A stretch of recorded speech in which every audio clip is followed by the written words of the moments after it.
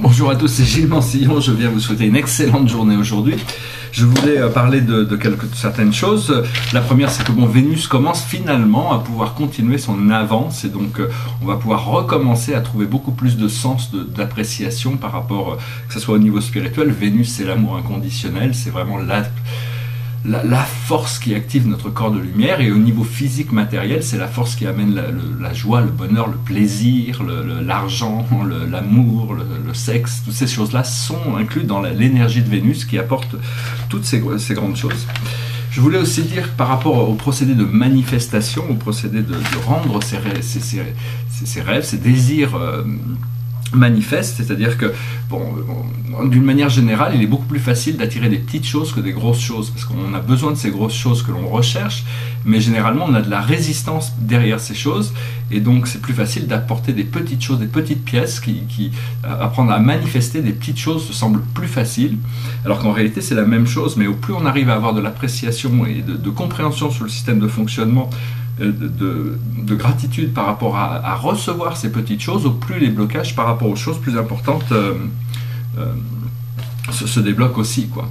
Il faut aussi apprendre à appeler les anges et les archanges. Ils sont vraiment très très puissants, il faut être très précis, il faut être très ouvert et les laisser faire. Ils ont beaucoup de moyens pour nous travailler avec nous, pour même nous emmener, nous porter si on arrive à élever suffisamment notre vibration, ils vont venir nous aider pour le reste du chemin, donc c'est très important. La seule mission quand on cherche l'ascension, c'est d'être positif, d'être heureux, d'être simple, d'essayer de trouver ce point de neutralité, de permanence, de sérénité, de lucidité au-dessus des choses, parce que le Bouddha a déjà démontré que c'est possible de trouver ça. Cela dit, on est infini, disons que dans notre être infini, à l'intérieur de nous, il y a une partie de nous qui sait tout, et il y a une partie de nous qui sait rien.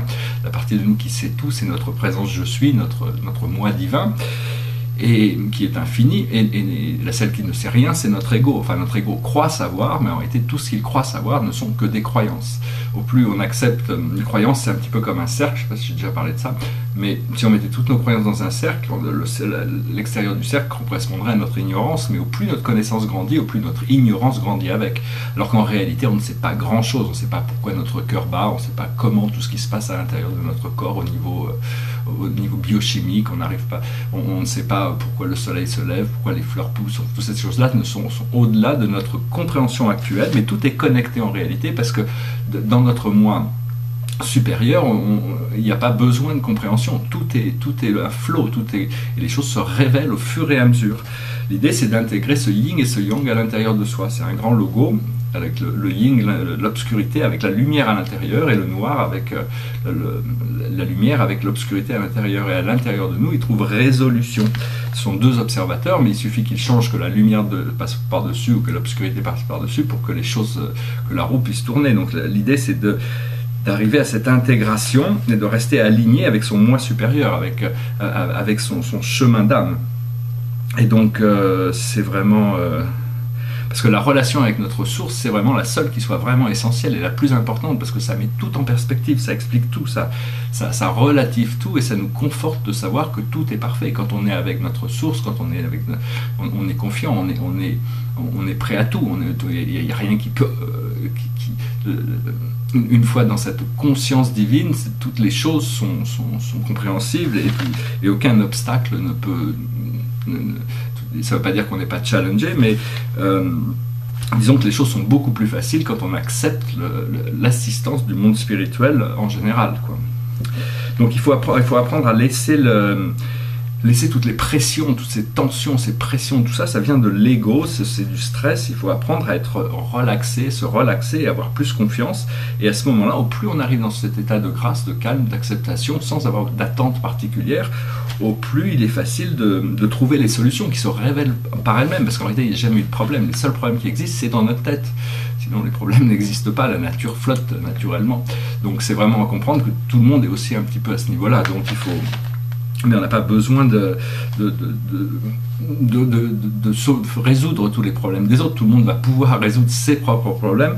Ce qu'il faut, c'est arriver à libérer nos illusions, arriver à voir ce qu'elles nous ont appris, pour arriver à les reconnaître et désactiver toutes ces croyances qui nous permettent de voir la vie de manière beaucoup plus lucide et beaucoup plus belle.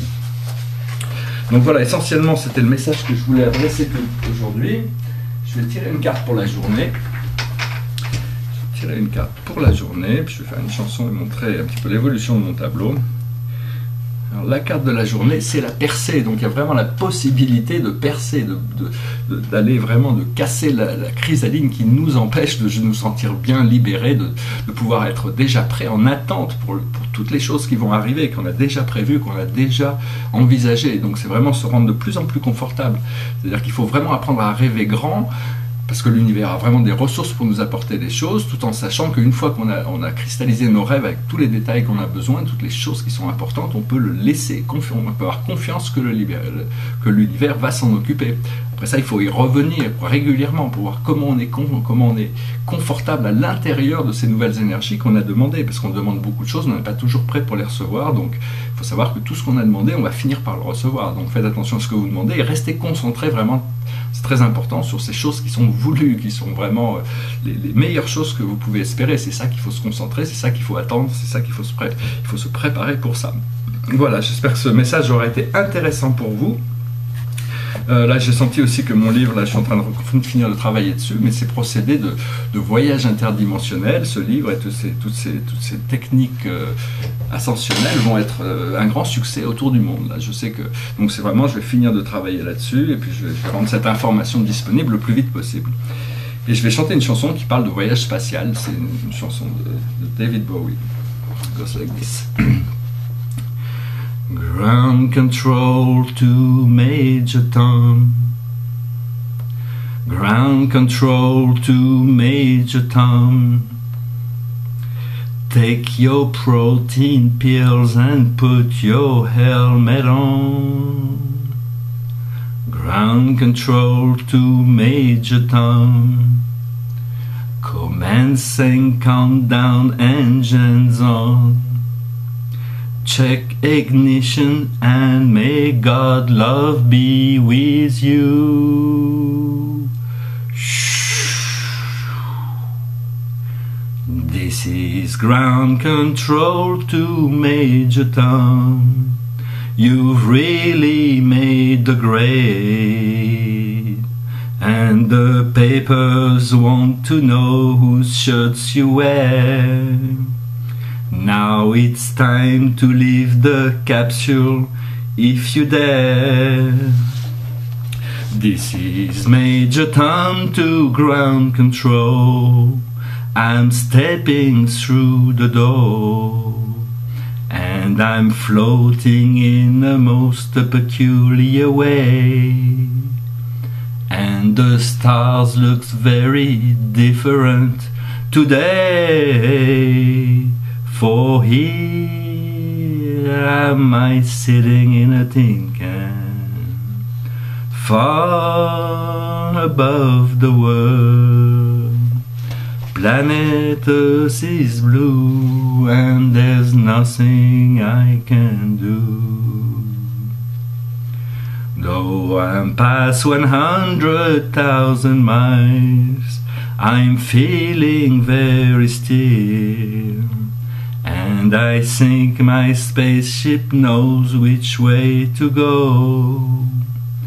Tell my wife I love her very much, she knows.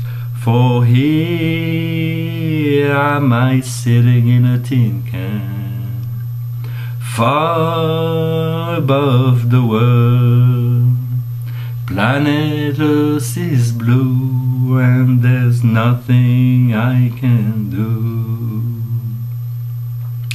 Ground control to Major Tom. Your circuit's dead, there's something wrong. Can you hear me, Major Tom? Can you hear me, Major Tom? Can you hear me, Major Tom? Can you hear? Am I floating in a tin can, far above the moon? Planet Earth is blue and there's nothing I can do. Moi, je vous remercie beaucoup. Je voulais aussi finir par montrer un petit peu ce tableau. Là, je l'avais présenté l'autre jour, mais j'ai pas pu le laisser comme il était. Donc, je suis reparti avec des couleurs dedans. C'est un tableau sur l'astrologie qui représente les 100 planètes principales de notre système solaire. Voilà, donc je suis reparti avec des couleurs. Je suis pas sûr qu'ils soient complètement finis, mais les noms se détachent mieux. Hein, donc, je pense que je vais continuer à voir s'il y a des petits détails et puis bientôt il ne devrait pas trop tarder d'être fini.